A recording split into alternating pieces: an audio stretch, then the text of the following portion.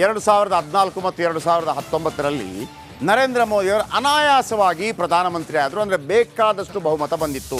ಬಹುಮತಕ್ಕೆ 272 ಬೇಕಾಗುತ್ತೆ. BJPಗೆ 2014ರಲ್ಲಿ 282 ಬಂದಿತ್ತು, 2019ರಲ್ಲಿ 303 ಬಂದಿತ್ತು. ಆದರೆ ಈ ಬಾರಿ ಬಂದಿರೋದು 240 ಮಾತ್ರ. ಹಾಗಾಗಿ 32 ಎಕ್ಸ್ಟ್ರಾ ಬೇಕೇ ಬೇಕು. ಆದರೆ 32 ಅಲ್ಲ, 62 ಜಾಸ್ತಿ ಇದೆ. ಆದರೆ ಅದು NDA ನಾಯಕರುಗಳು, ಉಳಿದ ಪಕ್ಷಗಳದ್ದು.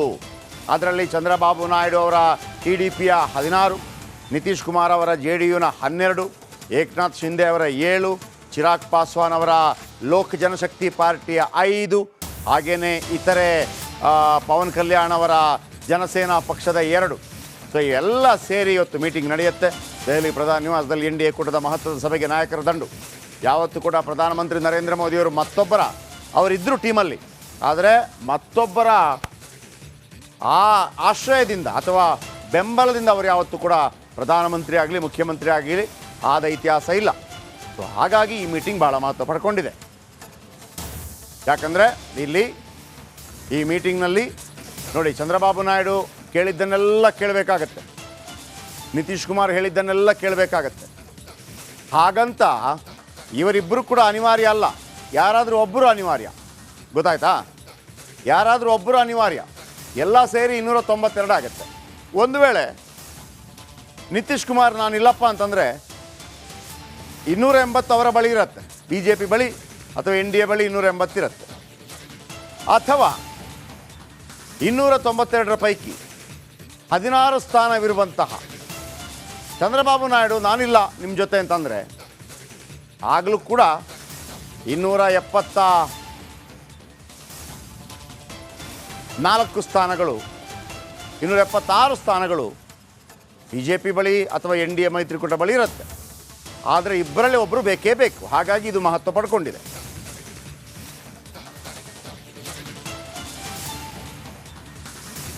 ನೋಡಿ, ಇವತ್ತೇನಾದರೂ 260ರ ತನಕ ಬಂದಿದ್ದರೆ BJP ಯಾರ ಬಗ್ಗೆನೂ ತಲೆ ಕೆಡಿಸ್ಕೊಳ್ಳುವಂಥ ಅಗತ್ಯ ಇರಲಿಲ್ಲ. ಅವರವರೇ ಪಾರ್ಟಿಯೆಲ್ಲ ಇತ್ತು. ಸ್ವಲ್ಪ 272 ಬಂದ್ರಂತೂ ಕೇಳಲೇಬೇಡಿ, ಈಗಾಗಲೇ ದಿನ ಫಿಕ್ಸ್ ಆಗಿಬಿಡ್ತಾ ಇತ್ತು. ಆದರೆ 240 ಬಂದಿರೋದು. 50, 60, 70, 72, 32 ಕಡಿಮೆ ಇದೆ. 32ಅನ್ನು ತಮ್ಮದೇ ಮಿತ್ರ ಪಕ್ಷಗಳ ಇತರರಿಂದ ಪಡೀಬೇಕು. ಆ 32 ಎಲ್ಲಿಂದ ಬರುತ್ತೆ? ಎಕ್ಸ್ಟ್ರಾ 32 ಬೇಕು. 16 ಚಂದ್ರಬಾಬು ನಾಯ್ಡು ಅವರಿಂದ, 12 ನಿತೀಶ್ ಕುಮಾರ್ ಅವರಿಂದ 28 ಆಯಿತು. 28 ಆದ ನಂತರ ಏಕನಾಥ್ ಶಿಂದೆ ಅವರಿಂದ 7, 35 ಆಯಿತು. ಆಮೇಲೆ ಚಿರಾಗ್ ಪಾಸ್ವಾನ್ ಅವರಿಂದ 5, 40 ಆಯಿತು. ಜನಸೇನಾದಿಂದ 2, 42 ಆಯಿತು. ಆಮೇಲೆ NCP ಶಿವಸೇನೆಯಿಂದ 1, 40, ಹಾಗೆ. ಸೊ 240, 52 ಉಳಿದ ಪಕ್ಷಗಳ ಸಂಖ್ಯೆ. 240 + 52.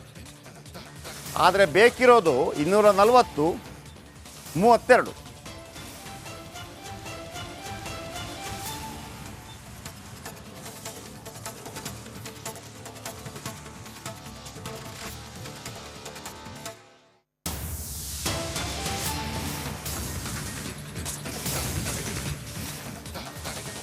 ಸರ್ಕಾರ ರಚನೆಯ ಕಸರತ್ತು ಇದೀಗ ಅಧಿಕೃತವಾಗಿ ಪ್ರಾರಂಭ ಆದಂತೆ NDA ಮೈತ್ರಿಕೂಟದ ಸಭೆ, ಆ ಸಭೆಯಲ್ಲಿ ಸದ್ಯಕ್ಕೆ ಅಪ್ಪರ್ ಹ್ಯಾಂಡ್ ಅಂತ ಕಾಣಿಸ್ತಾ ಇರೋದು ಒಂದು ನಿತೀಶ್ ಕುಮಾರ್, ಮತ್ತೊಂದು ಚಂದ್ರಬಾಬು ನಾಯ್ಡು. ಡಿಮ್ಯಾಂಡ್ ಲಿಸ್ಟ್ ಅನ್ನ ಜೊತೆಯಲ್ಲೇ ತೆಗೆದುಕೊಂಡು ಬಂದಿದ್ದಾರೆ ಇಬ್ರು ಕೂಡ. ಬಹುತೇಕ ಅವರ ಡಿಮ್ಯಾಂಡ್ಗಳಿಗೆ ಒಪ್ಪಲೇಬೇಕಾದ ಸಂದಿಗ್ಧ ಪರಿಸ್ಥಿತಿ BJPಗೆ. NDA ಸಭೆಯಲ್ಲಿ ಎಲ್ಲವನ್ನ ಕೂಡ ಸ್ಪಷ್ಟಪಡಿಸಲಾಗುತ್ತೆ. TDPಗೆ ಸಿಗಬೇಕಾದ ಸ್ಥಾನಮಾನದ ಬಗ್ಗೆ ತಿಳಿಸಲಾಗುತ್ತೆ. ಲೋಕಸಭಾ ಸ್ಪೀಕರ್ ಸ್ಥಾನದ ಮೇಲೆ TDP ಕಣ್ಣಿಟ್ಟಿದೆ ಅನ್ನೋ ಮಾಹಿತಿ ಇದೆ. ಈ ಬಗ್ಗೆ TDP ಸಂಸದರಿಂದ ಚಂದ್ರಬಾಬು ನಾಯ್ಡು ಅವರಿಗೆ ಸೂಚನೆಯನ್ನ ಕೊಟ್ಟಿದ್ದಾರೆ.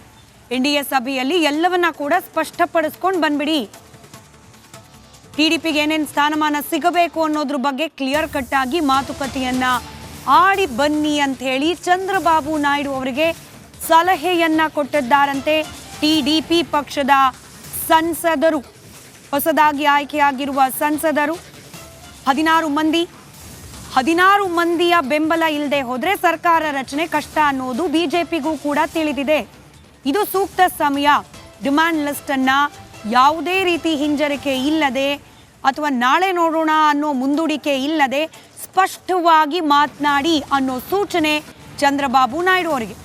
ಮಾಹಿತಿಯ ಪ್ರಕಾರ ಸ್ಪೀಕರ್ ಹುದ್ದೆಗೆ ಡಿಮ್ಯಾಂಡ್ ಇಡಲಿದ್ದಾರೆ ಟಿಡಿಪಿಯ ನಾಯಕರು. ಇದರ ಜೊತೆಗೆ ಕಡಿಮೆ ಅಂತಂದ್ರೂ 2 ರಿಂದ 3 ಕ್ಯಾಬಿನೆಟ್ ಸಚಿವ ಸ್ಥಾನ, 2 ರಾಜ್ಯ ಖಾತೆಗಳನ್ನು ಕೊಡಬೇಕು ಅನ್ನೋ ಬೇಡಿಕೆಯನ್ನ ಈಡಬಹುದು ಟಿಡಿಪಿ ಅಂತ ಹೇಳಲಾಗ್ತಾ ಇದೆ. ಡಿಮ್ಯಾಂಡ್ ಲಿಸ್ಟ್ ಕೇವಲ ಟಿಡಿಪಿ ಕಡೆಯಿಂದ ಮಾತ್ರವಲ್ಲ, ಮತ್ತೊಂದು ಕಡೆ ನಿತೀಶ್ ಕುಮಾರ್ ಬಣದಿಂದಲೂ ಕೂಡ ಹೈ ಡಿಮ್ಯಾಂಡ್ಸ್ ವ್ಯಕ್ತವಾಗೋ ಸಾಧ್ಯತೆ ಕಂಡು ಬರ್ತಾ ಇದೆ. ಇದರ ಜೊತೆಗೆ ಏಕನಾಥ್ ಶಿಂದೆ ಬಣದಿಂದಲೂ ಕೂಡ ಬೆಂಬಲ ಅಗತ್ಯ. ಶಿವಸೇನೆ ಅಲ್ಲಿಂದಲೂ ಕೂಡ ಕ್ಯಾಬಿನೆಟ್ ದರ್ಜೆಯ ಒಂದು ಸ್ಥಾನಮಾನದ ನಿರೀಕ್ಷೆ ಬರಬಹುದು. ಮತ್ತೊಂದು ಕಡೆಯಲ್ಲಿ ಬಿಹಾರದ ಚಿರಾಗ್ ಪಾಸ್ವಾನ್ ಗೆದ್ದಿರೋದು ಅಲ್ಪ ಪ್ರಮಾಣದ ಸೀಟ್ಗಳಾದರೂ ಕೂಡ ಇದೀಗ ಬೆಂಬಲ ಅನಿವಾರ್ಯ ಅನ್ನೋ ಪರಿಸ್ಥಿತಿಯನ್ನ ಅವರು ಕೂಡ ಚೆನ್ನಾಗಿ ಅರ್ಥ ಮಾಡ್ಕೊಂಡಿರೋದ್ರಿಂದ 2 ಸಚಿವ ಸ್ಥಾನಕ್ಕೆ ಚಿರಾಗ್ ಪಾಸ್ವಾನ್ ಡಿಮ್ಯಾಂಡ್ ಇಡಬಹುದು ಅನ್ನೋದಿದೆ. ಇದು NDA ಮೈತ್ರಿಕೂಟದ ಸಭೆಯಾದರೂ ಕೂಡ, ಡಿಮ್ಯಾಂಡ್ ಲಿಸ್ಟ್ಗಳನ್ನು ಸ್ವೀಕರಿಸುವ ಸಭೆಯಾದರೂ ಕೂಡ ಬಿಜೆಪಿ ಪಾಲಿಗೆ ಅಚ್ಚರಿ ಇಲ್ಲ. ಸದ್ಯಕ್ಕೆ ದೃಶ್ಯದಲ್ಲಿ ಗಮನಿಸ್ತಿದ್ದೀರಿ, ಒಂದು ಕಡೆ ನಿತೀಶ್ ಕುಮಾರ್, ಮತ್ತೊಂದು ಕಡೆಯಲ್ಲಿ ಚಂದ್ರಬಾಬು ನಾಯ್ಡು ದೆಹಲಿಯಲ್ಲಿ ನಡೀತಾ ಇರುವ ಈ ಸಭೆಯಲ್ಲಿ ಭಾಗಿಯಾಗಲಿಕ್ಕೆ ಆಗಮಿಸಿದ್ದಾರೆ ನರೇಂದ್ರ ಮೋದಿ ಅವರ ನಿವಾಸಕ್ಕೆ. ಕೆಲವೇ ಕ್ಷಣಗಳ ಹಿಂದಷ್ಟೇ 17ನೇ ಲೋಕಸಭೆ ವಿಸರ್ಜನೆ ಆಗಿದೆ. ಹೀಗಾಗಿ ನರೇಂದ್ರ ಮೋದಿ ಅವರನ್ನ ಸಂಪೂರ್ಣವಾಗಿ ಪ್ರಧಾನಿ ಅಂತ ಕರೆಯಲಿಕ್ಕೆ ಸಾಧ್ಯವಾಗ್ತಾ ಇಲ್ಲ. ಹೀಗಾಗಿ ಇವರು ಪ್ರಧಾನಿ ನಿವಾಸಕ್ಕಲ್ಲ, ಬದಲಾಗಿ ನರೇಂದ್ರ ಮೋದಿ ಅವರ ಅಧಿಕೃತ ಸರ್ಕಾರಿ ನಿವಾಸಕ್ಕೆ ತೆರಳಿದ್ದಾರೆ, ಎಲ್ಲರೂ ಕೂಡ ಸಭೆಯ ಸಲುವಾಗಿ.